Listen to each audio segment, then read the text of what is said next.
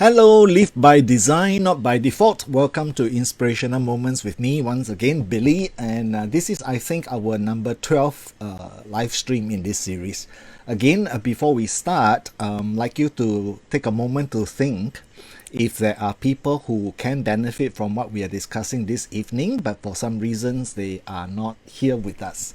All right, do share the video. And also please like and most importantly participate with me this evening, and we shall be talking. All right, so unlike the usual, I don't have any slides for you tonight. Haha. All right, we are talking about something that we already have, that is within every one of us, and that is our mind, our brain. All right, so this evening very much is an interactive session instead, right? So do feel free to ask questions and share what you think about the topic. And the topic is about the conscious mind and the unconscious mind.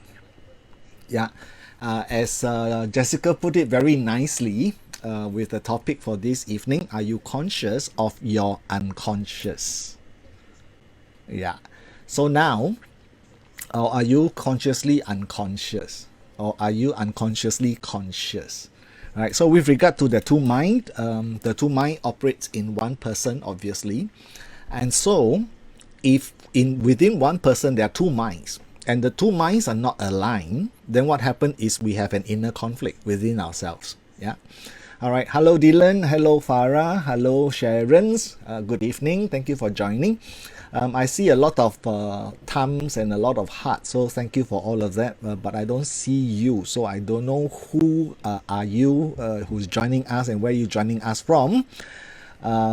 Nevertheless, this is mine for you. All right. Okay, so as I mentioned, tonight's topic is about the conscious mind and the unconscious mind, or some people call it the subconscious mind. In fact, there are people who even differentiate further to say that there is the conscious mind, unconscious mind, the subconscious mind, and the superconscious mind. Okay, so without getting too much into details, we are just discussing the conscious and the unconscious mind for this evening. Hello, Mindy. I heard you. I read that you had your mind blown many times today. So good for you to catch your mind back and come back to join us. Hello, Ramesh, and I would say hello, Mary, as well. So thanks for posting your comment and your message. Now, with regard to conscious and unconscious mind, what questions do you have? What would you like to discuss tonight? Yeah. Hello. That's my wife, Maria. Hello, Chris.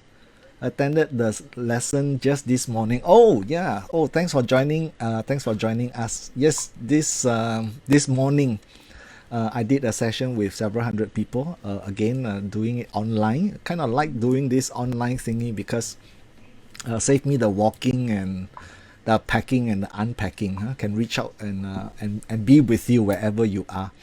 Yep. Okay, there you go. Mindy, mine is blown many times today. Yep. Hello, Joseph. Good evening. Hello, Sam. Now, is that similar to Johari's window? Very interesting. Sam, I need you to elaborate further for me. So, Sam, make a comment and ask, is this similar to Johari's window? Johari's window is actually four quadrant that if you draw out the diagram, it looks like a window. Hence, it's called the Johari's window. It's actually from two persons, from Joe and Harry. So they combine together, so they call it Johari's window, where there are four areas that you examine yourself. There are four areas to examine things, right? Including looking at your own blind spot, including how open you are to others, what kind of mask you put on to others, and how you deal with people. So it's a different topic. Although if we think about it, we can apply the Johari's window on our human mind as well, right? Okay, so tonight's topic is about conscious, unconscious mind. All right, so I said, as I said earlier on, if one of the window in Johari's window is that we do pay attention to our own blind spot, then I would say we are now being conscious about our unconscious. Right, because the behaviors the things we do on a day-to-day basis, out of which I think only less than 10% is the conscious. The others are all within the domain of the unconscious mind. Yep. Okay, so I hope that quickly answers that question, right? So Sam, no, not the same as Johari's window, but you can combine Johari's window into the knowledge or the understanding you gain about the mind and apply them accordingly. Yeah. So as I mentioned earlier on, if we have two minds in one person, then there are two parts. The two parts better be wanting the same thing, because if the two parts want different things, then obviously there's a conflict. And I somehow, one way or another, through my own little observations and research, I've discovered that actually, whenever you have internal conflicts, the negative one always wins, right? So, for instance, when I observe people who go on diet, obviously they know what they cannot eat. They are conscious about what they can eat and what they cannot eat, right? And yet, when the food comes, typically they just, even though they know they are not supposed to eat. All right, so the conscious mind knows you're not supposed to and what you're supposed to, but the unconscious mind doesn't. And the unconscious mind happens to control the behaviors, manages the body. All right, and because of that, your behavior is different. All right, and in this instance, we have two conflicts, right? Two parts, and the negative one wins. All right, with also a lot of other people, when I asked yesterday evening when you're at home, a part of you want to put on shoes and go for a run and do some exercises. Another part want to continue to sit down and continue to do nothing. You end up doing. Okay, usually in a class when I ask a question like that, people go like nothing. All right, so for some strange reasons, the alignment is required. Okay, is self-talk consider talking to your unconscious mind? Yeah, self-talk is a kind of self-programming. So very good point, Joseph. Self-talk is an integral part, all right? It's a necessary part. It's a part that operates mostly unconscious, all right? So is self-talk talking to the unconscious mind? The answer is yes. Because the moment you're aware that you're having an internal dialogue, that means you are already conscious about what was unconscious, right? And then you manage the self-talk so that you give yourself better affirmations, you say more positive things to yourself, and you give yourself positive input, so to speak, right? You're managing the self-talk. You have successfully actually already used your conscious mind to manage and help program the unconscious mind. Yeah. Oh, I'm sorry to read that your connection line is bad. Could not play video. Oh dear. Okay, but Facebook usually is quite okay. It goes on pretty low resolution. I have a camera that is doing it on HD. But Facebook only plays 720p. Yeah. All right. So nevertheless, I think the important thing is we can see each other and we can talk to each other. All right. So I hope that answers some question. So whenever we have parts, we either freeze, meaning we don't act at all, or the negative one tend to win. All right. Self-talk and inner dialogue would be the same thing. Yes. Self-talk and inner dialogue is the same thing. You are basically talking to yourself. Right, so you're having an internal dialogue. Now, self-talk typically works unconsciously, meaning on a daily basis, from moment to moment, you have self-talk. You talk to yourself from moment to moment, but you may not be aware of what you say to yourself. All right, so I feel personally that it's more important that we manage our self-talk and gear up the message and make the message positive for ourselves, for our own benefit. So it doesn't matter what other people say. What's important is what we ourselves say to ourselves. All right. So that is one form of programming. If you understand the functions of conscious and unconscious mind, if you understand how the unconscious mind work, then we can make it work for us and make it work better for us. Yeah. Okay. So basically, the conscious mind can direct. All right, the conscious mind is like the director. The conscious mind is the thinking mind. All right, that's the mind that can ask questions like what, why, who, when, which, where, how, to analyze things, right? And the conscious mind does it in a step-by-step format. So it's a very linear. It's a process. Okay. And that conscious mind processes logic, rationale, processes verbal, processes mathematics and analysis. So it's very important that we get the conscious mind working, all right, to direct the unconscious mind, because otherwise the unconscious mind will just lead you to wherever it fancies and wherever it wants to go. Which is why in our first episode, I believe, when we were doing goal setting and outcome design, I did mention this, that your conscious mind is the goal setter. The unconscious mind is the goal getter, because you cannot not decide what goals you want, right? Then in that way you may end up being anywhere, right? So the conscious mind have to decide where is it, and then find a way to communicate to the unconscious mind. All right, so that's what I have to say about the conscious mind and its functions. All right, so the unconscious mind, on the other hand, works laterally. The connections of the unconscious mind is like, it's all over the place, whereas the conscious mind is one step to one step to one step to one step. Okay, and the unconscious mind is responsible for your gut feeling, is responsible for your creativity. It manages, controls, it runs your body, it preserves your body, it makes sure that everything is functioning properly, right? Like for instance, we all need to breathe to survive, but your breathing, is that conscious or is that unconscious? See, the moment you start paying attention to the breathing, it becomes conscious, right? And then the moment you start focusing back here, if I got some more information for you, then suddenly you're focusing here. You're no longer conscious about the breathing. So the unconscious mind now takes over. All right. Other examples, when you feel thirsty, is that a conscious mind thingy or is that unconscious mind thingy that's telling you you're thirsty? How do you know it's time to drink water? Yeah. Like, speaking of drinking water, suggestions. Okay, let me see. Some more message. Hello, pal. Thanks for joining us again this evening. Mindy said, I thought self-talk was more conscious than unconscious. Yeah. On a daily basis, you probably have anything between 20,000 to 40,000 self-talk or messages with yourself.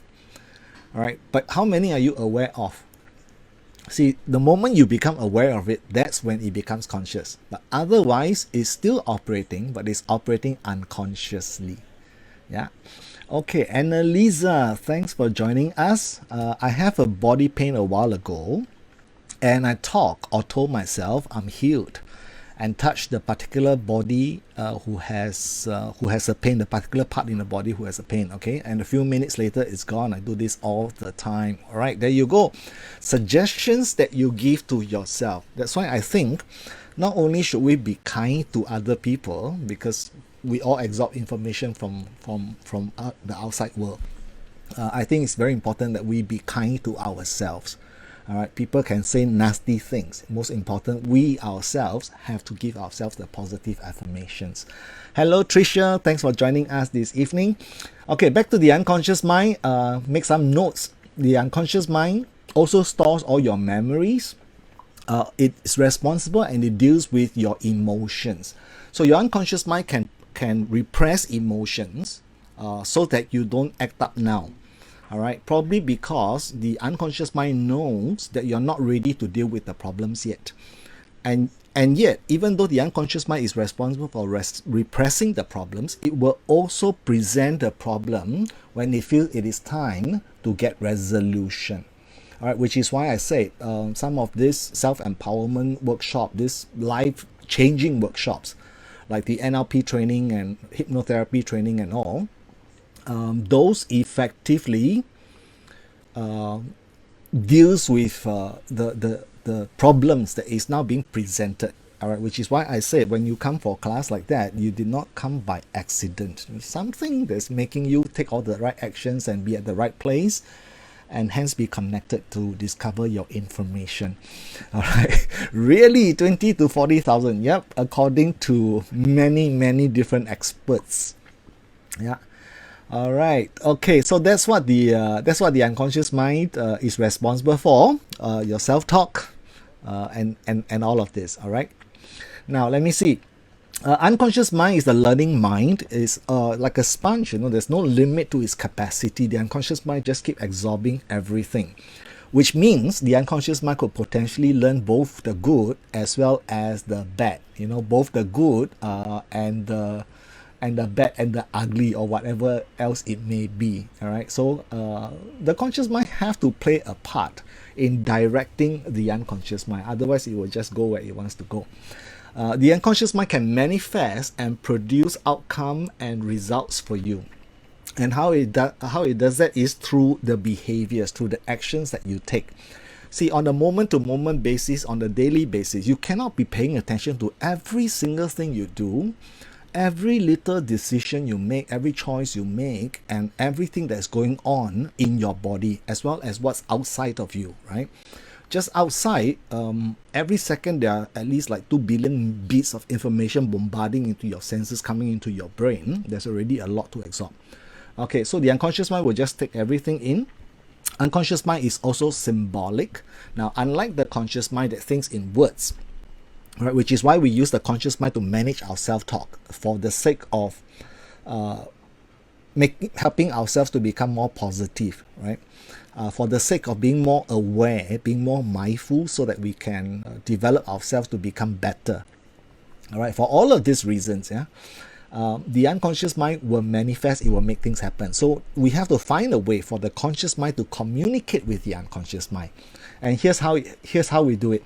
The unconscious mind thinks in terms of pictures, it thinks in terms of sounds, it thinks in terms of feelings, right?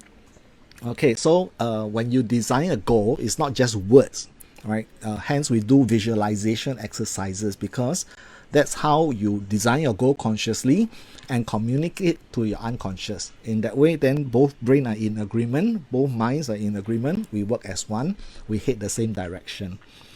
Okay, so let me see. The unconscious mind also maintains your instincts, your habits, and it has a tendency of taking the path of least resistance, meaning the unconscious mind will somehow try to find the shortcut and the shorter way out. Now, if we apply some conscious thinking into this, that may or may not be a good thing. I mean, on the one hand, we don't have to be bothered with so many things.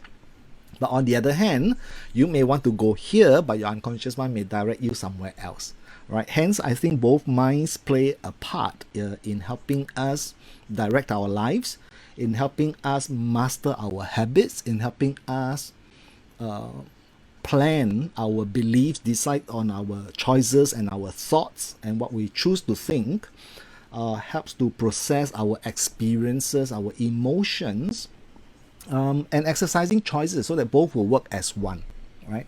So these are some of the benefits in understanding how your mind works and what you can do about it, right? Obviously, we all talk about self-talk. Now, since self-talk is something that already happened naturally, and now that we are more aware of it, then becoming more aware, becoming more mindful means you can be more deliberate with your intention. You can design the message you want to give to yourself, all right? And in so doing, doing some kind of self-programming because of the self-talk that you do it yourself, all right? So I think we cannot fully trust the unconscious mind. Although the unconscious mind has a baseline, it will preserve you, it will protect you, right? But you cannot trust it so much because it can just go astray and go whichever direction it wants to go. So you may end up somewhere that you may not want. You end up attracting results and outcomes that are not desired, right? So that's when the conscious mind have to come in. Yeah. Okay, so let's hear more from you. What do you think about the conscious and the unconscious mind? Is there other ways, and what can we use this understanding and this learning for? All right, in understanding what the conscious mind does and what the unconscious mind does, what can we use this for?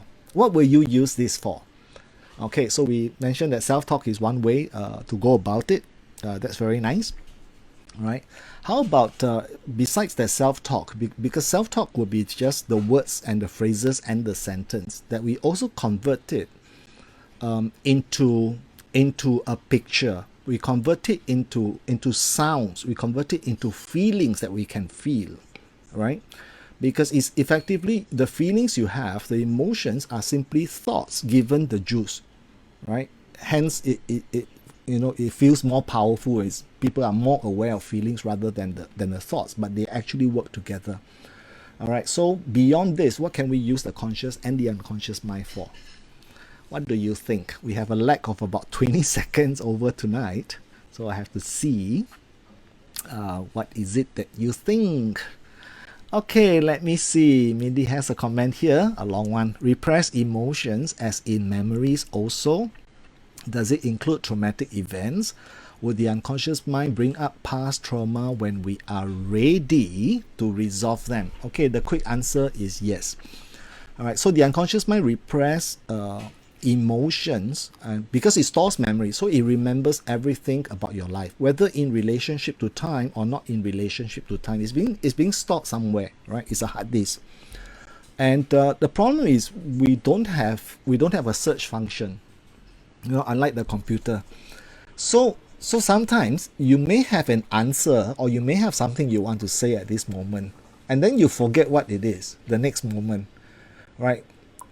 And then suddenly you can recall and you can remember them. All right. Simply put, because it's already stored, it's in your memories.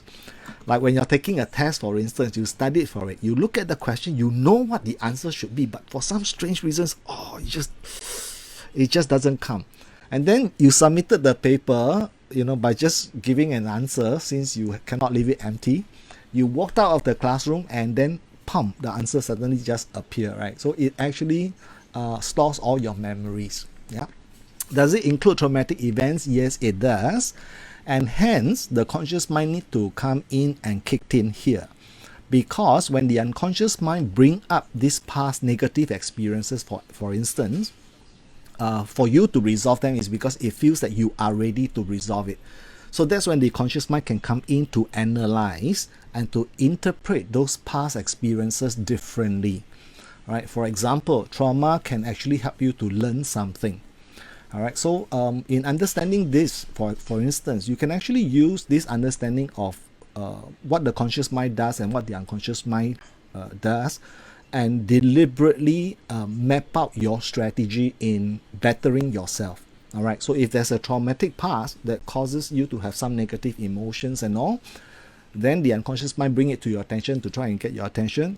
Let's do something about it. And this is when the conscious mind can kick in by making a decision, by making a choice to do something about it, to learn something on how to deal with it, to better ourselves, to analyze it.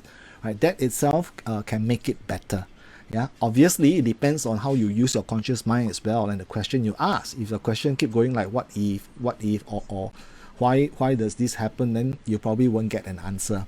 But if you were to ask yourself consciously, what learnings can I get out of this? The learning of which will allow me to easily and effortlessly let go of these traumatic events. What would these positive learnings be that I can preserve? That can help me better myself. Yeah. All right. So would the unconscious mind bring up past trauma when we are ready to resolve them? Yes, it will. Yeah, and it will actually get your attention in funny ways as well, including giving physiological symptoms. Right? Joseph, you said memories. Yes, your unconscious mind stores all your memories. Yeah. Okay, Sharon's also have a comment. Let's see. I was speaking to my team today about grooming and realized that most of the female members have unconsciously dressed like me in dark color dresses compared to 5 years ago when I meet them. Is this the work of the unconscious mind as well? Oh, well, you have to ask them. Some of them may be influenced by you, and that you may be their role model. So unconsciously, they are learning how you are dressing and all. And if the unconscious mind learn it and favor it, you will take it personally and make them act the way they acted in making those choices, and end up dressing like you. All right. Or it may even be a conscious effort that they observe and consciously observe what is it that you wear, how you wear what you wear, what colors do you use, how you do your shopping, where do you buy your things, what choices do you make when you're presented with choices, and they may just be doing it consciously as well to mirror you. I think bottom line here is I think it's a good thing because people want to become like you. I think that's one of life's best testimony is when people want to become like you. Right, so I like to say to people who did some who does something wonderful that when I grow up I want to be like you. Okay, let's see what Mindy says. It could also mean you have great rapport with them and they unconsciously mirror you. There you go. That's NLP people talking, right? Having rapport unconsciously, and therefore they dress to become like you. There was, I think it was it the tenth episode in this series where I talk about communication. I did say that when people have rapport, or was it one of the sessions I deliver for corporate client? Can't remember. But that for couples who are very in sync and very connected with each other, they grow to look like each other. They grow to have the same preferences. I think you can also very quickly recall. Some owners love their dogs so much, and the dogs look like the owners. Owner look like dogs. 101 Dalmatians. Okay, so it could also mean you have great rapport. That's correct. Yeah, and so they may have unconsciously mirrored you, or it may be a conscious choice. So really, I can't tell if they did it consciously or unconsciously, but somehow they did. Yeah. Hello, Ruben. Thanks for joining us. Okay, so the unconscious mind installs values. The unconscious mind needs repetition for you to learn something, for you to really get it. All right, in order to master it. All right, so make sure that when you are learning, you have to put it into practice. You have to be doing it. All right, that's what true learning is for the unconscious mind. Okay, Alan has a comment like what Billy you mentioned before. People like each other. Yeah, people like people who are like themselves. When you are like each other, you like each other. So the more you are like each other, the more you like each other. So if you take 5 of your best friends who also consider you their best friends, you find that probably you all have a lot of things in common. Yeah, birds of a feather flock together. Okay, so consciously understanding how your unconscious mind interprets experiences. The reason behind this is so that you can use the conscious mind to recode the unconscious mind and interpret some of these past experiences in a different way. All right, in that sense, we can turn an unpleasant event that causes unpleasant memories and negative emotions to be resolved. All right, by using the wisdom that lives within and tapping on both the conscious and the unconscious mind by having them communicate with each other. All right.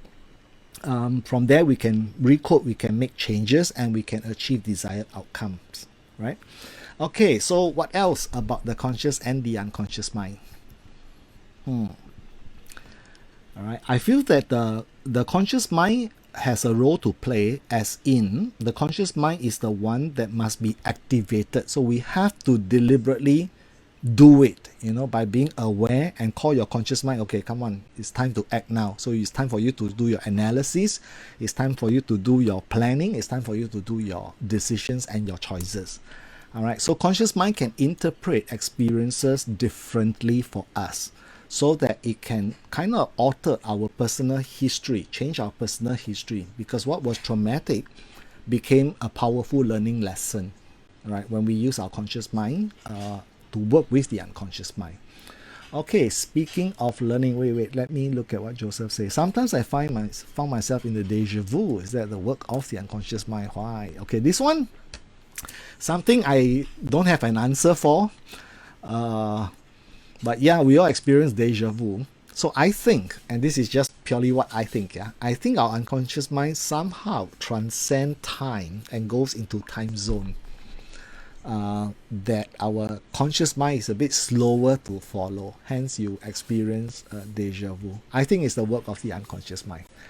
Okay, let's see. Mindy says, speaking of learning, is there a way to consciously train or practice to boost one's memory? I still have trouble recalling things, information, events, etc.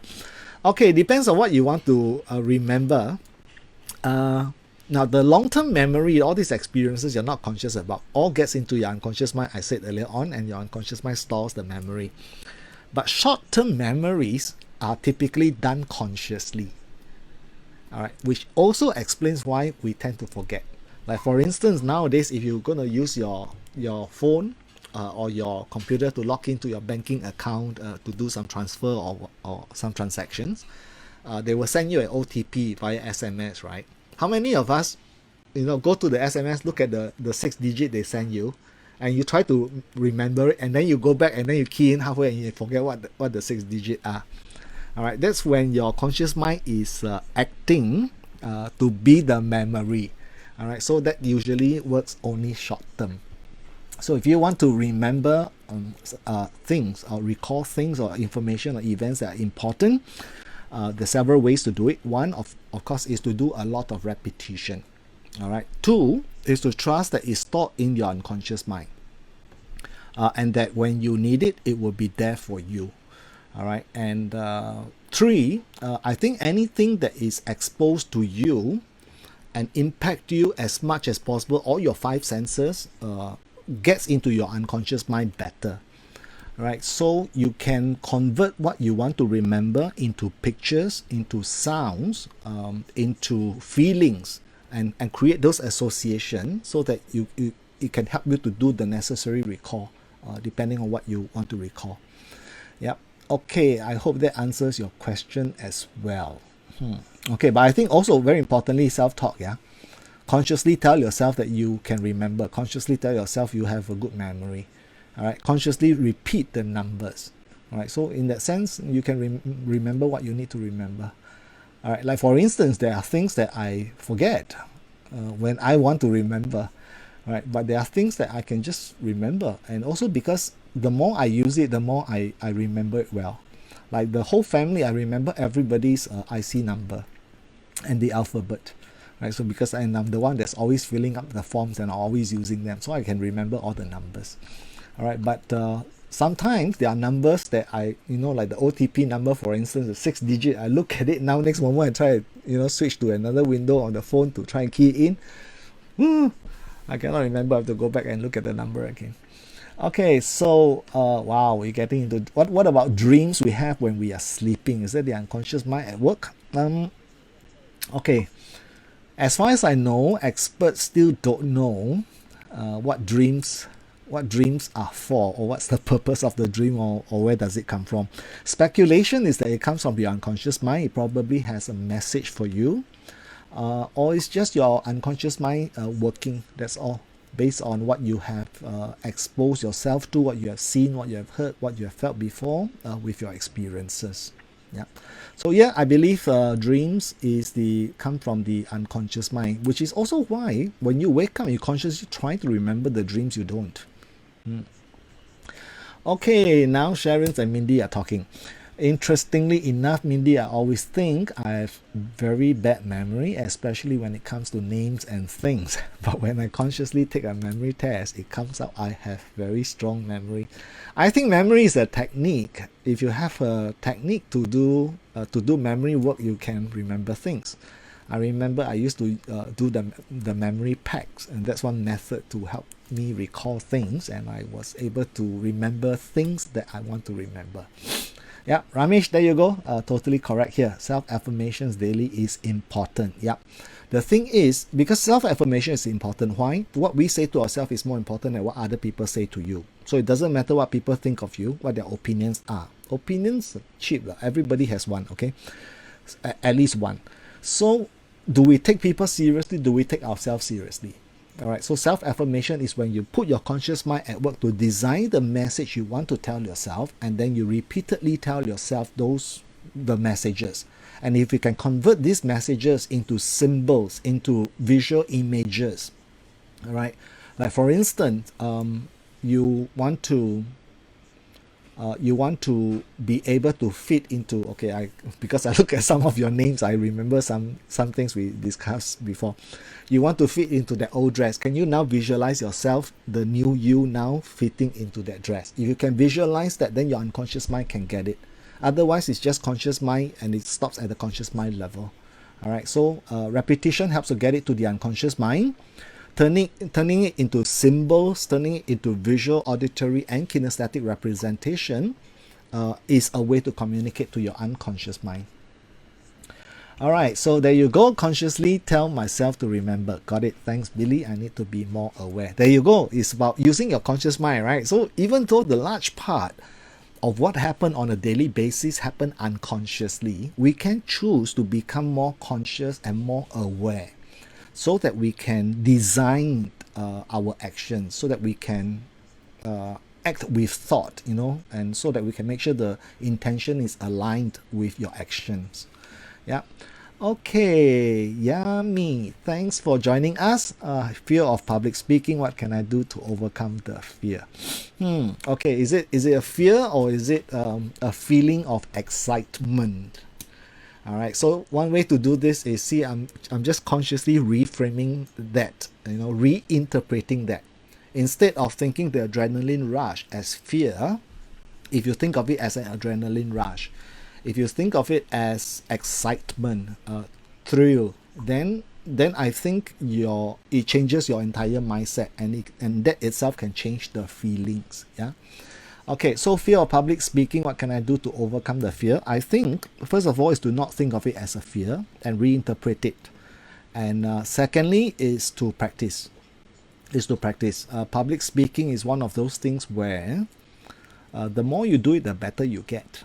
Yeah. But that said, I get people asking me this all the time. After 24 years of standing in front of different groups of people, different sizes, of different crowd sizes, at different places, do I still feel that butterfly, the adrenaline, when I start the session? The answer is actually yes. Yeah. In fact, I feel that the moment I no longer feel this sense of adrenaline and excitement, this career is no longer exciting for me. I know that most people drag their feet to work, and for me, every time before I start work, I have the butterflies flying all over the place. It gives me life. It gives me energy, and all I need to do is to practice, and you find that after the first few minutes, your butterflies start to fly in formation. All right, and then things start to work for you. And no matter how well you have done one speech, understand that you can always do it better, and there's always room for improvement. All right, and of course there are some fundamentals that you can find and use to help yourself. All right, so I think if you consciously plan your message, you consciously practice your message, if you have a way of representing your message to your unconscious mind, it actually helps you to get up there and present what you wanted to say, because first of all, you plan it. All right. Secondly, you have rehearsed. Thirdly, you have some ways of reminding and jotting the memory. All right, that help you to remember. For me, I use something like this. Right, I do a landscape. Like for example, this one I write out what I think about the conscious unconscious mind, and I do it in color, because that's how our mind naturally think. So I consciously plan the message and have those points that will jot and remind my memory and activate my memory, and I can remember the points.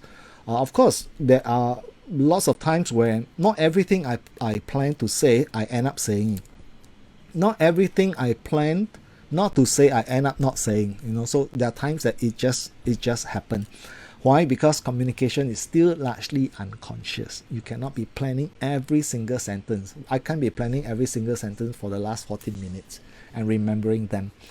Okay, so yeah, there you go. All right, next one. Yes, very true. From Alan, I cannot really remember what I dream about, even though a lot of times I want to. Only pieces of the dreams here and there. Yeah. So I think the unconscious mind will present to you, and you catch what you catch. If you don't catch it, then wait for it. It will come again. Okay, can I use my unconscious mind to lose weight and enjoy going to the gym? Yes, you can. Laugh out loud. Yes, you can. How? First of all, activate your conscious mind. Let your conscious mind discover your blind spots, discover your strengths and your weaknesses. All right, consciously analyze when you are motivated to do something, what happens, and if you can replicate that and apply it to on going to the gym, then you get motivated to go to the gym. Yeah, that's what I believe in. So if you have further techniques or other strategies to help you, that will obviously become better, right? So in NLP, we can tap on and discover your motivation strategy, meaning the pattern, the program you run when you're motivated, and then applying it to going to the gym. That will cause you to be motivated to want to go to the gym, right? However, I will not tell myself that I want to lose weight. Okay, here's another thing about the unconscious mind does not process the negative. That means anything that's expressed negatively, the conscious mind does not capture the negative. So if you say something like, uh, I want to lose weight, for instance, right? The word lose is negative. Take for instance, if you lose your phone, what is your first reaction? You panic, right? And then what's the next thing you do? You go and search for it, right? You go and find it back. So think about it. If that happens to your phone, if you want to lose weight, then what will happen is you will lose, and guess what will happen is you go and find it back. All right, so I think that's why some people find it a bit challenging. It's like a swing that goes up and down. It works for a while and then it doesn't work. All right, so instead of saying I want to lose weight, consciously design your outcome and your goal in the positive way. All right, so I weigh X kilos by when, day, month, and year. So that way it becomes very specific and easy for the unconscious mind. And if you can visualize yourself achieving that goal, as you achieve that goal and feel that feeling of you achieving that goal, that is one way to communicate to your unconscious mind. Subsequently, your motivation, as we learn in NLP, subsequently your motivation is no longer to visualize achieving, you already achieved the goal, but to visualize the last step, the step just before you achieve your goal, the last step that will happen and must happen in order for you to achieve that goal, in order for your goal to happen. All right, that's what's going to give you the compelling force. All right, so that reminds me another thing: the unconscious mind does not process the negative. All right, so make sure to give yourself a positive message. All right, I don't want to be poor. The don't is not captured. So unconscious mind capture I want to be poor. If you type out that message, so that's why it's important you activate your conscious mind, analyze it, plan it, decide, and write it properly. Yeah. Okay, so Alan has a comment. I learned this lately. Beneath our fear actually lives a sense of deep desire. In other words, it could be excitement, I assume, like what we are discussing here. Yeah, in response to Yami's message about the fear on public speaking, I think, if we interpret the fear differently, then it's no longer fear. Someone once said, fear is an acronym for false evidence appearing real. Yeah. So anxiety, fear is typically caused by anticipation of a future event. All right. So if you're prepared, if you're well prepared for the event, you have rehearsed the event. All right. Then you just have to trust yourself and know that each time you do it, you will do it differently. Each time you do it, you will do it better, and you can only be better. Just get up there and do it. Yeah. But I can relate to what you said, because I remember years ago, when I decided that I want to do this, I will plan, my presentation.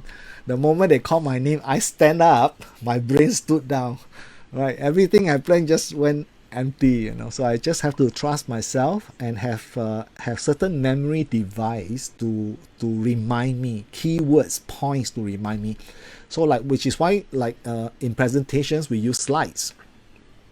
All right, so we use slides. All right, and slides, if you think about it, right, they are designed to be PowerPoints. Like how Microsoft will call it. They call it PowerPoint for a reason. You only put down the points that are powerful, that are reminders for you, so that you can elaborate further. You don't type out a whole paragraph on your slide, because then nobody will listen to you. They'll be reading the slide themselves. Plus, you will be tempted to turn and look at your slide, and then you're breaking eye contact with your audience. All right. So in terms of technique, this is another one that I would like to share with you. All right. There's a reason why Microsoft call it PowerPoints. All right. In Mac, Apple call it Keynote. So those are the key points, the key notes. Yep. All right. Let's see. Let me go back to the previous camera window first. Okay. The emoji just worked on its own, huh? Must have liked you all already. Okay. Let me see. Ramesh, say I want to gain more muscles because muscles burn more calories. Yes, you can. Yes, you can. In your case, Ramesh, I'm just not sure whether ladies want to gain more muscles. They just want to be lean. Right? So don't say things like, I want to lose my fat. I want to cut my fat. I don't want my fat. So I want to be lean. So focusing on what you want instead of what you don't want is another way to get your message for your unconscious mind to act it out. All right, Annie has a message here. I have problems remembering speeches. I just need a topic and talk about it spontaneously. So knowledge helps with my confidence when I do training or make speeches. Just use reminders, key points for you, and then allow yourself to just flow. You come across people who have like very well rehearsed speech. They probably, I don't know, practice it for like 50 times until they remember every single word in the paragraph that they have written out. When they present it, it comes across as being very mechanical rather than being spontaneous. All right, but of course, every different people have different preferences. My preference is to be spontaneous, all right, and just have the points so that important points are not missed out. All right, but important is I must connect with my audience. I must connect with the people in front of me, all right, in order for my message to get across. All right, so in planning your message, you need to know why you're delivering the message. You need to know who you're delivering the message for. You need to know what are your key points. We call this the three W's in preparation. Okay, so I hope that helps you and give some more tips about public speaking. I do train trainers and speakers as well. Many of them are very successful now. I'm so happy for them. Okay, let me see. Fear is a deep desire. How intriguing. There you go. It's a matter of how you frame it, right? So it's how you activate your conscious mind to interpret it.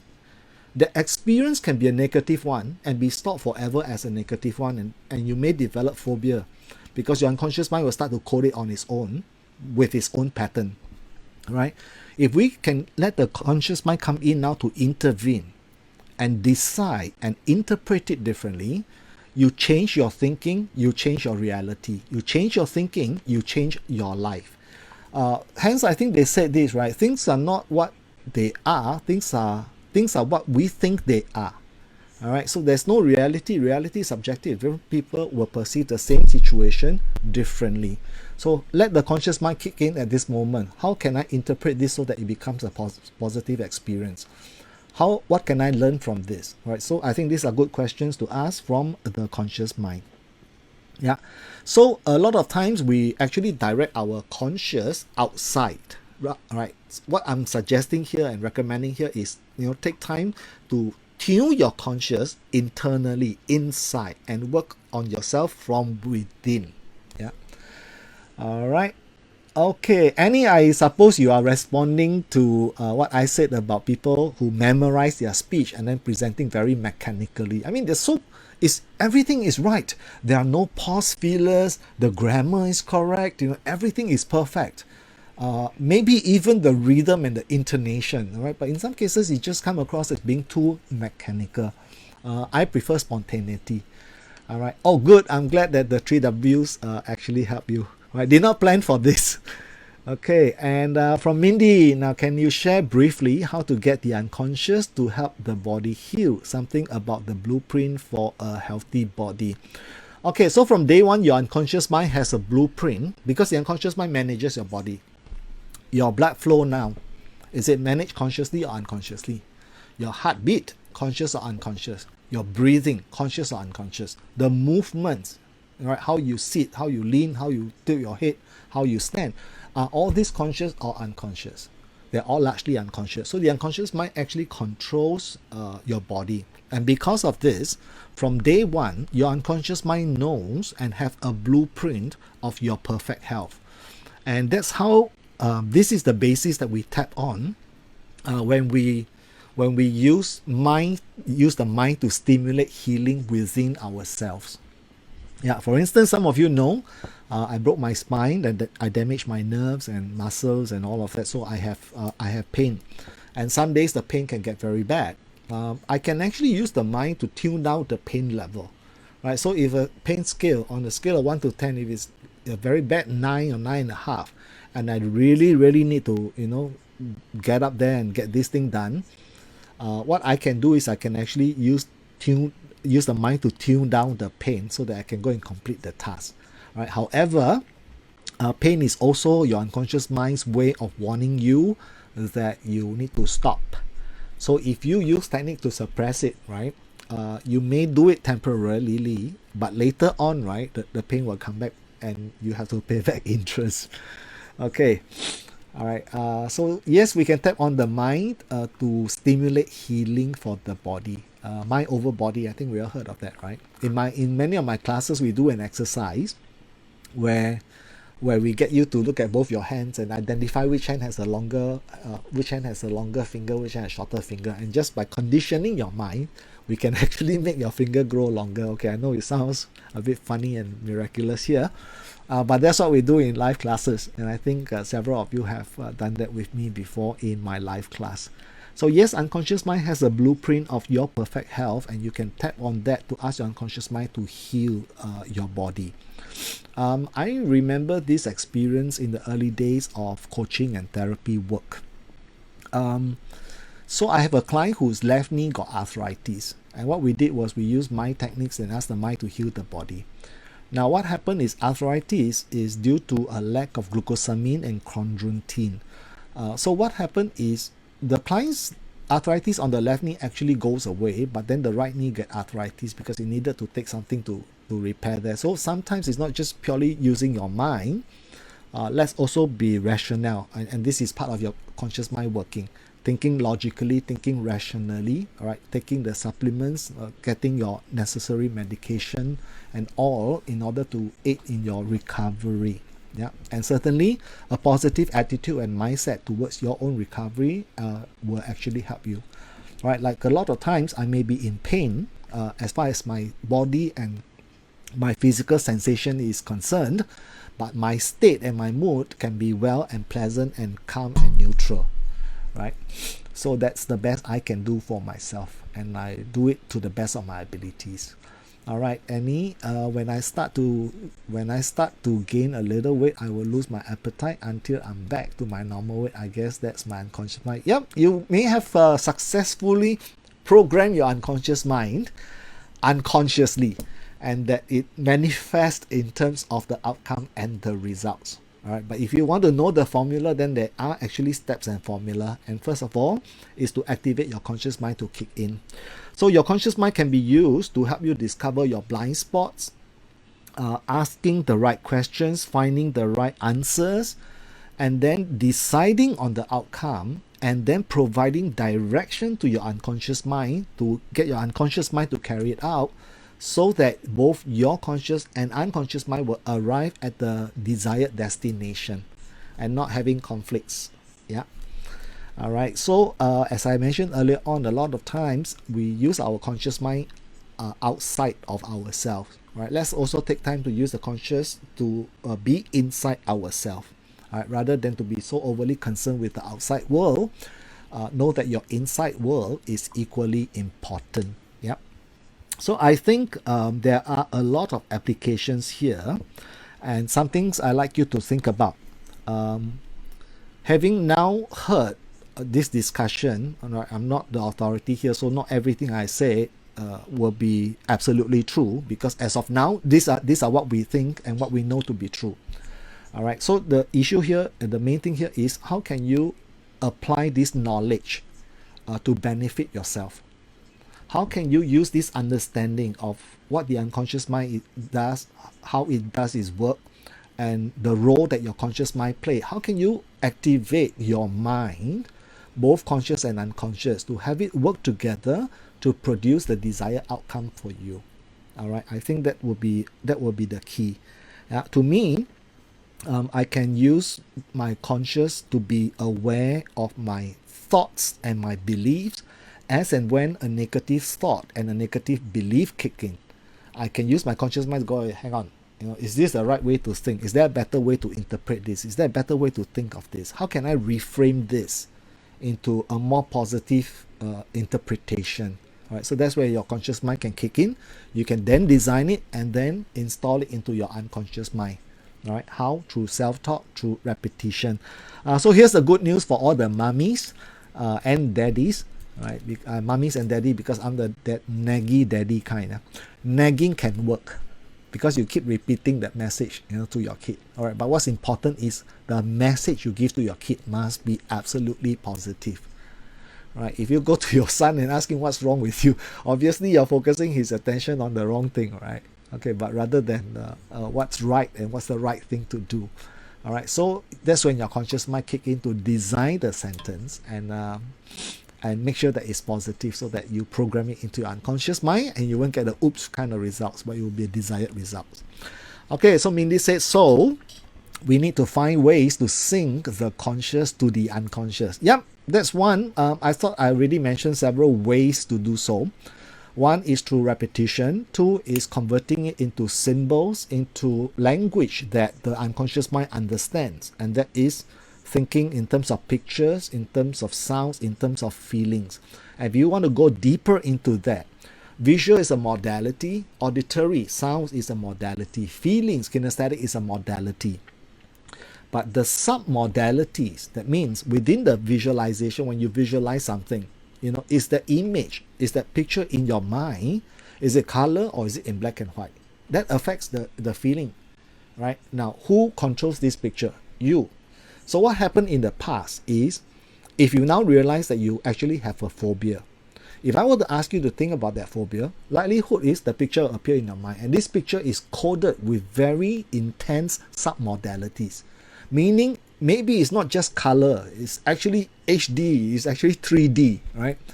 And that you may even hear the sounds of that cockroach flying around, and the feelings of fear and all of that, right? So that's how your unconscious mind code that experience. Now that you understand this, how can you consciously tweak it and change it around?